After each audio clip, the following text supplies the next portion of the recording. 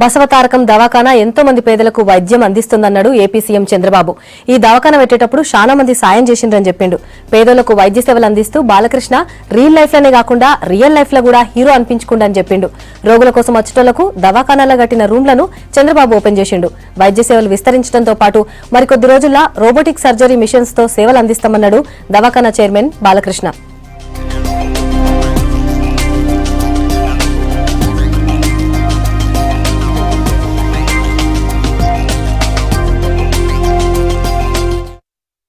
ఆ కార్యక్రమం కూడా మంచిదైనప్పుడు ఏ విధంగా ప్రజలకు సేవ చేయడానికి కానీ ఏ విధంగా వ్యవస్థ అభివృద్ధి అవుతుందో దానికి మంచి ఉదాహరణ బసవతారకం క్యాన్సర్ హాస్పిటల్ అని చెప్పి కూడా నేను మీకు తెలియజేస్తున్నా.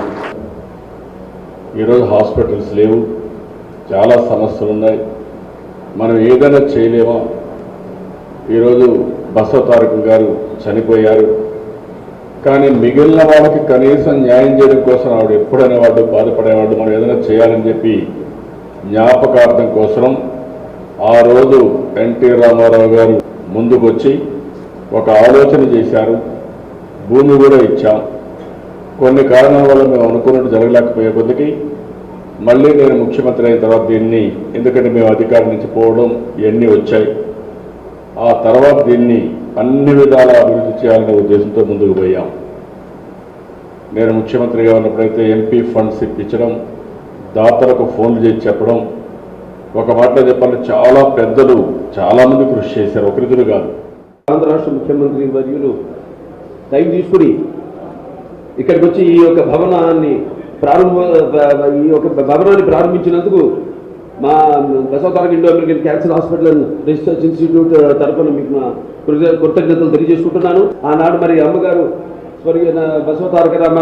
బసవతారకమ్మ గారు క్యాన్సర్తో చనిపోవడం, ఆ తర్వాత ఈ ఖరీదైన ఆవిడ పడ్డ నొప్పి బాధను నాన్నగారు జీర్ణించుకోలేక తర్వాత ఆవిడ అడిగిన మేరకు ఈ యొక్క ఖరీదైన వైద్యాన్ని పేదవాళ్ళకి అందించాలన్న ఆవిడ చివరి కోరికను మన్నించి ఆనాడు ఈ ఆసుపత్రి అంటే 17 సంవత్సరాల క్రితం ప్రారంభమైన ఆసుపత్రి, కానీ ఈ ఆసుపత్రికి అంకురార్పణ జరిగింది సుమారుగా 80లో. జరుగుతున్న ఈ పరికరాల ఆధునీకరణతో పోటీ పడుతూ ఇది ఒక ట్రస్ట్ హాస్పిటల్, అంటే నో ప్రాఫిట్ నో లాస్. అటువంటి పరిస్థితుల్లో అన్నింటినీ అధిగమించి ముఖ్యంగా ఆసుపత్రి దాతల మీద ఆధారపడి ఉంది.